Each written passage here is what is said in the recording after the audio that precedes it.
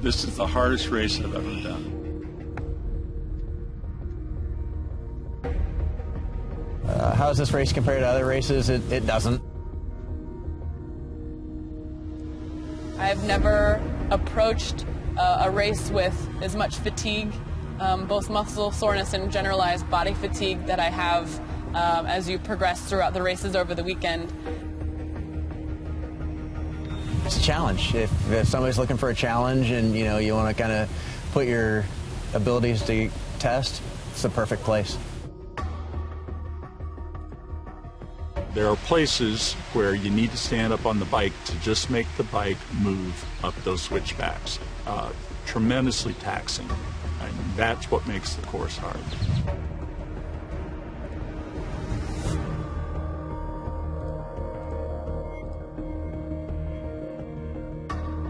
Every year on the third weekend in May, triathletes come to the hills of southern Ohio to test themselves in one of the toughest race weekends in the world. With 4 races in 3 days, the American TTT strains athletes in ways they have never experienced before.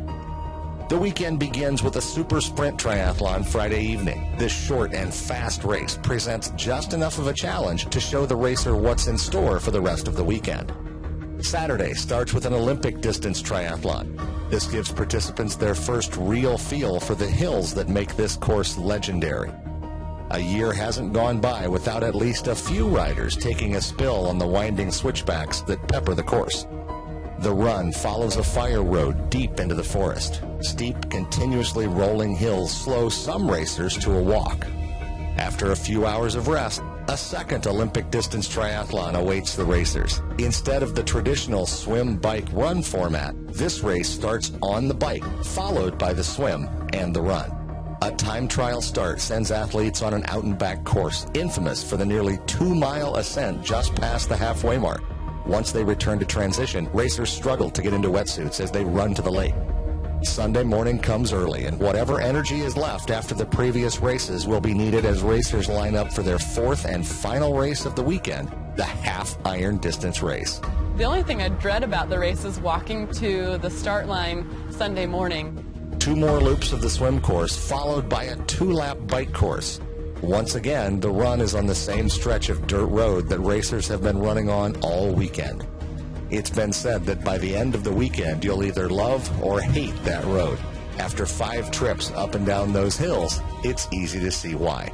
A half-iron distance is hard anytime. And you've already ridden this course. You know what's out there. And it's a little scary that you got to go back and do those hills again on very tired legs. But in the midst of all the suffering, the pain, and the fatigue, something special, something unique forms. You're in the same row with the same people racking your bikes for 4 races. You kind of get to know each other on the first night, and then you're all kind of living the same pain every day. So you build a little bit of a relationship with the people around you. You're waving for people you didn't know 2 days ago, and you're cheering for people that you just met. And it means the world to you just as much as if your own family was there on the race course with you. Maybe even more because they understand how much it hurts. There's other people that, people breaking down on the course. One guy broke down, had like 3 flats, and, people come by and they're more willing to give him a spare tube so that he can keep going and finish his weekend. You kind of bond in the fear and the pain and the excitement.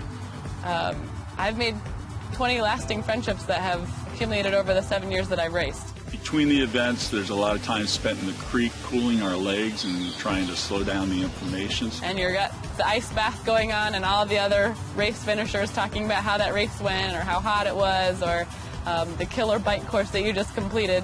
And you're discussing race strategies for the next day and celebrating your personal victory for surviving that event.